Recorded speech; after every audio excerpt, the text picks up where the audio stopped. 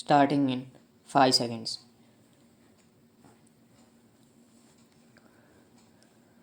Mr. Vice Chairman, sir, many brilliant speakers have preceded me. At the outset, I would like to tell you that this report has pointed out very empathetically that the autonomy of the radio and television must be maintained. The principle of autonomy has already been enunciated by the Chanda Committee. This is a very brilliant ideology which must be accepted. There is no doubt about it. While going through the bill which they have reproduced in the report, we have many doubts about its implementation, which I should be very humbly pointed out before this House. The first and foremost question is autonomy of Doordarshan and All India ratio, because apparently these mass media are to be influenced by the government party in power, and departmental regimentation is expected. Sir, it is very fundamental that we have to examine how far this autonomy can be expanded. Until the AIR and the Doordarshan have their own economic allotment, until they are self sufficient in their finances, so long as they go with the begging bowl to the government, how far the proposal can be implemented is a moot question.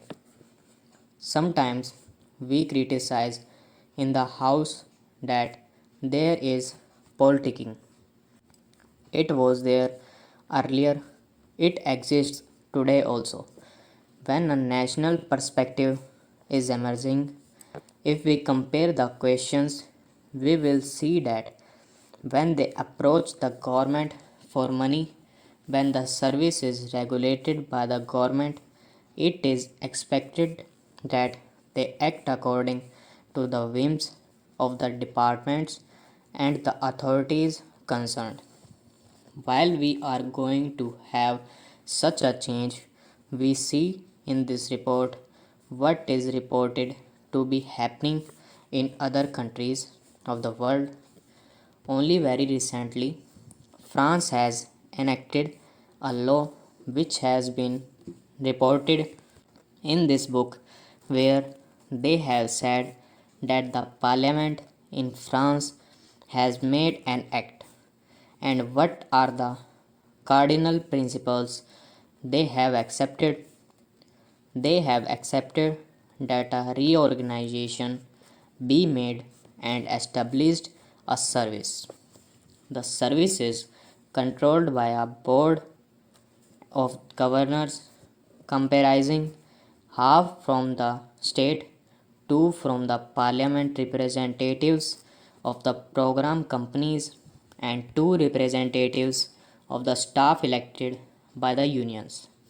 Now, when we come to this problem of reorganizing our structure by giving more autonomous powers, we will have to consider the fact that it is more a size of continent, a problem which the people of India have recognized on linguistic basis.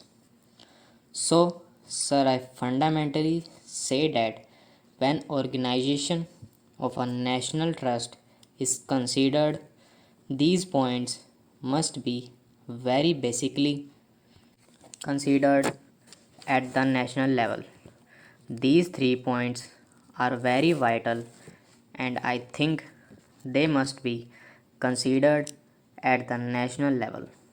The first thing is, if you make a centrally organized national trust, how can it preserve the cultural heritage of a multilingual country like India, and how can it develop the regional languages in this country?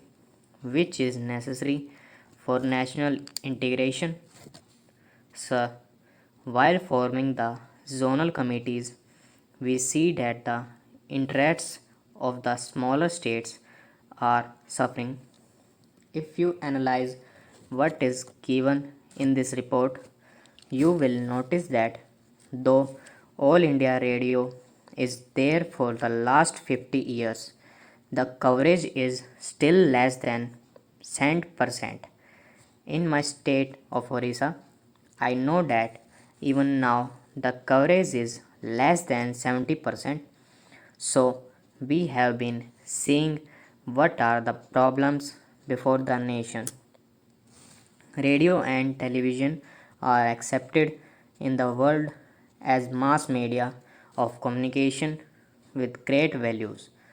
We cannot transform our technology and we cannot go in for modern methods of agriculture which are there in more developed countries of the world because there though they are not educated in the expertise of science and the different faculties, but they see things on the television and practice them in the field so that they could achieve the highest goals.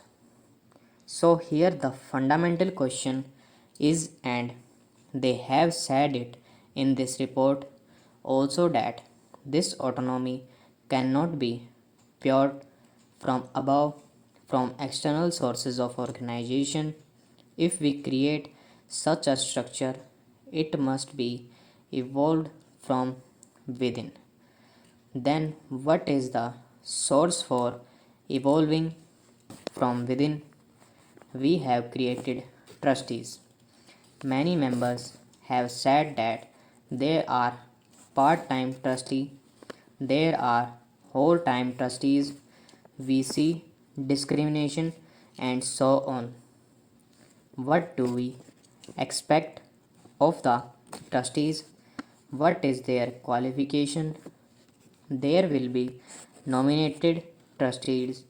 Amongst them, there will be a man of eminence in science and other of culture. These are the only two qualifying clauses in forming the trust.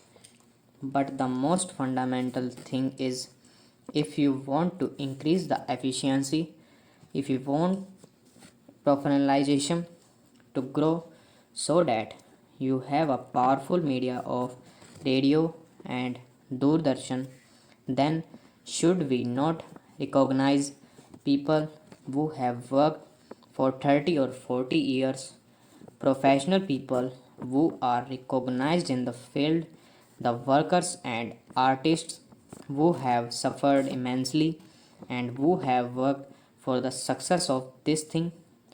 Should they not be recognized? This is very relevant question at present. Stop.